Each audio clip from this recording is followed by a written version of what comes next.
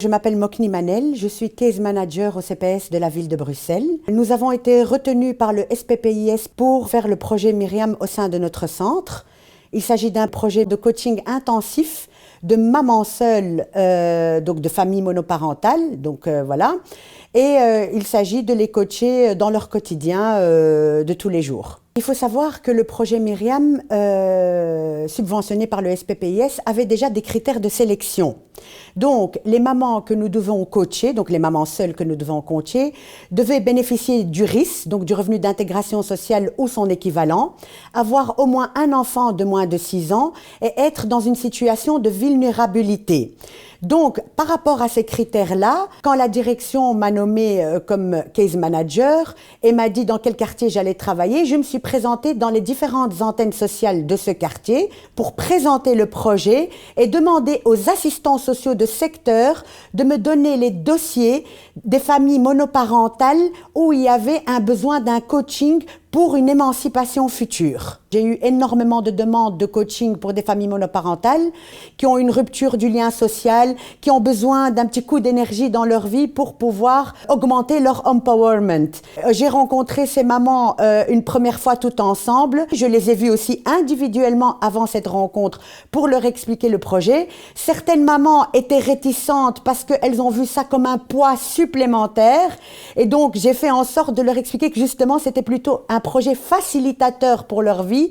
Et au fur et à mesure qu'on avançait dans les rencontres, les mamans étaient beaucoup plus réceptives à ce projet et très contentes même d'y participer. Ce qui est très important, c'est une démarche sur base volontaire. Donc, il n'y a pas d'obligation et je pense que c'est ce qui fait le succès de ce projet. J'ai rencontré Manel Mokni lors d'un entretien individuel.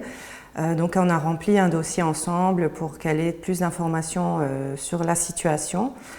Et donc à partir de là, on a fixé des rendez-vous toutes les 2 semaines. Tout au long de l'année, on a fait beaucoup d'activités, on a visité beaucoup de choses. Et en fait, moi, de base, donc, je suis française et ça fait 10 ans que je suis en Belgique et il y a beaucoup de choses que je n'avais pas vues.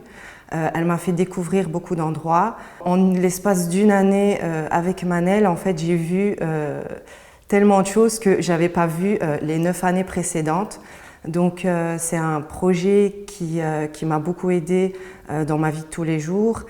C'est une personne qui était là pour nous coacher, mais c'est devenu presque une amie parce qu'on pouvait se confier. Elle était là pour nous écouter à tout moment.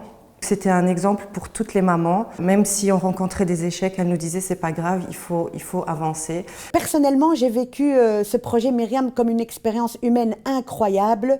Je suis rentrée dans le milieu de vie des mamans. J'étais un soutien moral pour elles quand ça n'allait pas. Nous avons partagé énormément de choses qui font en sorte que ce projet est très riche, autant pour elles que pour moi. Et ce qui est essentiel dans ce projet, c'est la disponibilité du case manager. C'est ça qui fait que les mamans sont très collaborantes.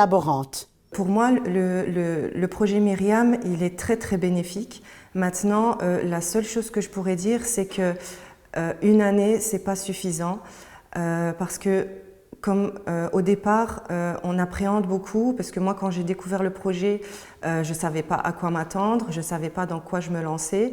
Et donc il faut savoir que quand on a un passé un peu compliqué, on a du mal à se livrer, à se dévoiler.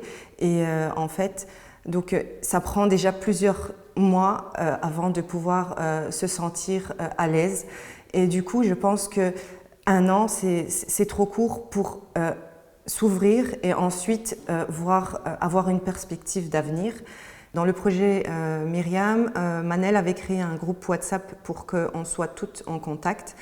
Et au jour d'aujourd'hui, donc le groupe est toujours actif. Donc toutes les anciennes mamans, on est toujours en contact, que ce soit dans le groupe ou en privé.